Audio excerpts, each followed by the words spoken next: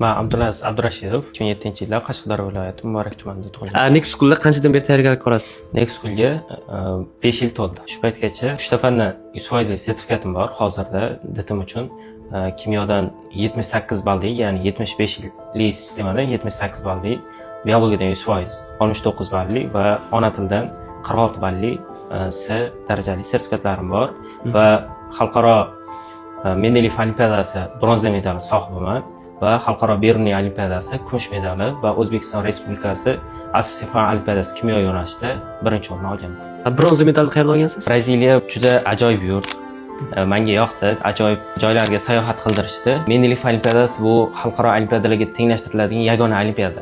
Boshqa fanlarda bunaqa olimpiada yo'q. Juda murakkab masalalari va laboratoriya bosqichlari ham 4 ta masala tushgan.